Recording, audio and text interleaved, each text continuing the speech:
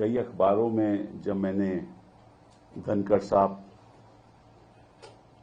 का जो वक्तव्य था, जो स्पीच थी, वो पढ़ा तो मुझे दुख भी हुआ और आश्चर्य भी हुआ, क्योंकि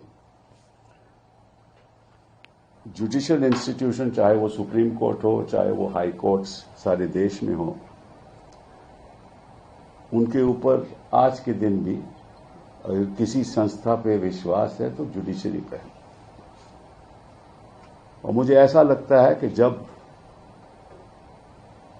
कुछ सरकार के लोगों को जुडिशरी के निर्णय पसंद नहीं आते तो फिर वो आरोप लगाना शुरू कर देते हैं कि ये हद से बाहर है, और जब उनको पसंद आते हैं तो फिर विपक्ष को कहते हैं ये तो सुप्रीम कोर्ट ने फैसला किया। कोई सवाल उठाए 370 पे तो ये तो सुप्रीम कोर्ट का फैसला था। राम जन्मभूमि की जजमेंट पे सवाल आए तो ये तो सुप्रीम कोर्ट का फैसला था, ये तो सुप्रीम कोर्ट का फैसला था।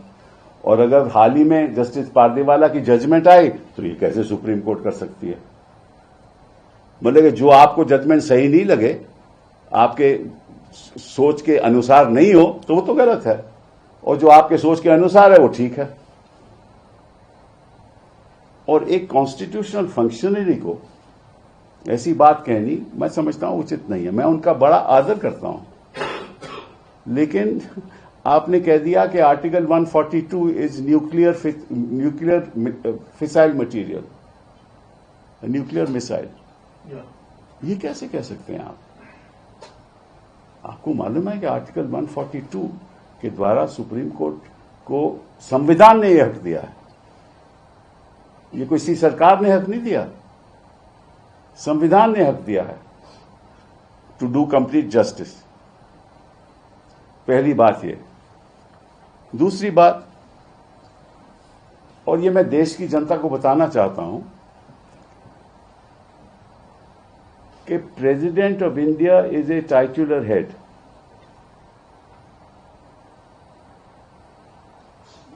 जब प्रेसिडेंट अपनी फंक्शंस करती हैं, वो कैबिनेट की एडवाइस के अनुसार करते हैं। The president acts on the aid and advice of the council of ministers. The governor of a state acts on the aid and advice of the Council of Ministers in the state। कि अगर कोई विधेयक पारित होता है तो governor के पास जाता है। गवर्नर, संविधान ने हक दिया है, गवर्नर कमेंट्स करके वापस भेज सकता है विधेयक को, और फिर अगर दोबारा पास कर दे लेजिस्लेचर, असेंबली पास कर दे, तो गवर्नर को साइन करना पड़ता है, ये संविधान कहती है। गवर्नर यह भी कर सकता है कि कोई विधेयक हो वो प्रेसिडेंट को भेज दे अपने कमेंट्स के साथ कि मुझे ये सही नहीं लगता, और प्रेसिडेंट अपने व्यक्तिगत अनुसार कुछ नहीं करती। President acts on the aid and advice of the council of ministers. वो बात सरकार, केंद्र सरकार पे जाती है, केंद्र सरकार के काउंसिल ऑफ मिनिस्टर्स पे जाती है। वो एडवाइस करते हैं प्रेसिडेंट को कि क्या करना है। ये प्रेसिडेंट का कोई व्यक्तिगत हक नहीं है। ये धनखड़ जी को मालूम होना चाहिए। उन्होंने कहा कि आप प्रेसिडेंट की पावर को कैसे कंट्रोल कर सकते हो? भाई कौन कर रहा है प्रेसिडेंट की पावर को कंट्रोल? मैं उदाहरण के तौर से आपको बताना चाहता हूं कि एक गवर्नर के पास विधेयक जाए और वो 2 साल वहां पड़ा रहे, वो अहम विधेयक हो कि जिसकी जनता के प्रति कई चीजें करनी हो, तो गवर्नर क्या बैठ सकता है? 2 साल बैठ सकता है उस मामले में, और कोर्ट को कोई अधिकार नहीं है कुछ करने का। This is in fact an intrusion on the supremacy of the legislature. ये तो उल्टी बात है।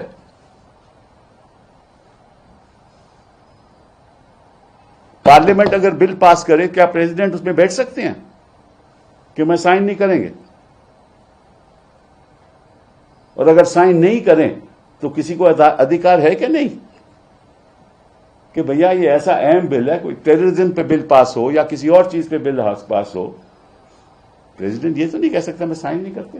हाँ, कमेंट्स लेके वापस भेज सकते हैं, दोबारा पास हो, president has to sign. That ये तो संविधान की परंपरा है, ये अदालतों ने डिसाइड कर लिया है ऑलरेडी।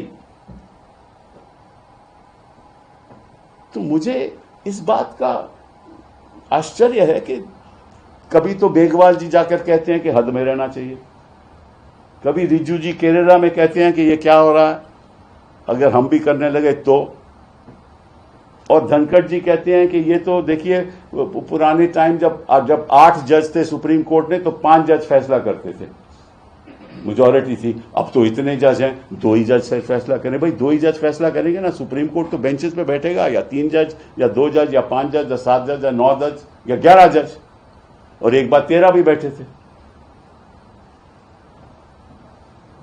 तो सुप्रीम कोर्ट तो ऐसे ही फैसला करती है ना,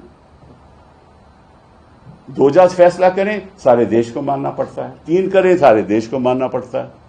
सुप्रीम कोर्ट होती है। आपको याद है जब इंदिरा जी के इलेक्शन का फैसला आया और उनको अनसीट किया गया, तो सुप्रीम कोर्ट के मामला आया कि स्टे क्या देना चाहिए, किस जज का फैसला था? एक जज का, जस्टिस कृष्णा अय्यर, याद है आपको? तब धनखड़ जी सब ठीक था, क्योंकि अब 2 जज का फैसला है वो गलत है, क्योंकि सरकार के पक्ष में नहीं है।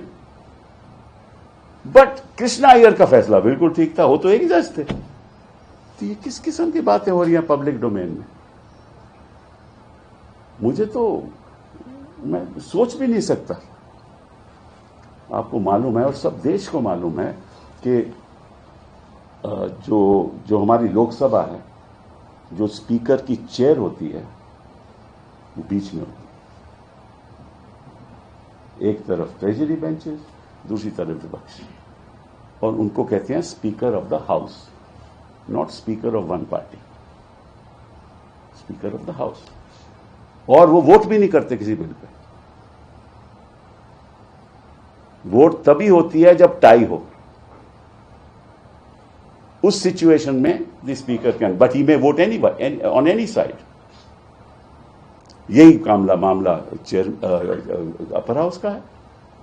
You are equidistance between the opposition and the ruling party, and everything that you say must be equidistant from that. No chairman, no speaker can be the spokesperson of a party. ये तो नहीं हो सकता ना। मैं ये नहीं कहता कि ये हैं, but no speaker in principle can be the spokesperson of any party. और अगर ऐसा लगता है तो फिर वो चेयर की गरिमा कम हो जाती है। हम तो चाहते हैं कि निष्पक्ष तरीके से काम हो। अभी धनखड़ जी कहते हैं देखिए इतने डिसरप्शन होता है पार्लियामेंट में। वो मुझे याद है सुषमा स्वराज जी जब और अरुण जेटली जी जब डिसरप्शन करते थे तब तो किसी को तकलीफ नहीं थी। तब तो जेटली साहब कहते हैं this is part of parliamentary practice. ये तो मतलब कि देखिए ऐसा है, जब आपके प्रेसिडेंट जी स्पीच पढ़ती हैं पार्लियामेंट में शुरुआत के सेशन में, तो स्पीच कौन लिखता है? प्रेसिडेंट लिखता है या लिखती हैं? स्पीच तो कैबिनेट लिखती है ना, काउंसिल ऑफ मिनिस्टर्स पास करते हैं ना। जो भी वक्तव्य देना हो एज अ गवर्नमेंट, हर चीज पे साइन प्रेसिडेंट का होता है, लेकिन फैसला काउंसिल ऑफ मिनिस्टर्स का होता है। ये हमारा सिस्टम ऑफ गवर्नेंस है। अगर आपको कोई तकलीफ भी है किसी फैसले से तो उसको रिव्यू कीजिए। उसकी रिव्यू एक तरीका है ना, रिव्यू डालिए। अगर रिव्यू ठीक नहीं होता तो आगे भी हो सकता है। और अगर आपको लगता है कि इसमें बड़े कोई प्रॉब्लम्स आ जाएंगी तो आर्टिकल 143 के अंतर्गत आप एडवाइजरी ओपिनियन ले लीजिए सुप्रीम कोर्ट से। एडवाइजरी ओपिनियन ले लीजिए सुप्रीम कोर्ट से, ये भी आपको रास्ता है। और अगर इनके पास तो बड़े वकील, ऐसे काबिल वकील हैं जो हम बता देंगे इनको क्या करना क्या नहीं चाहिए। लेकिन एक ऐसा वक्तव्य देना कि अब आर्टिकल 142 is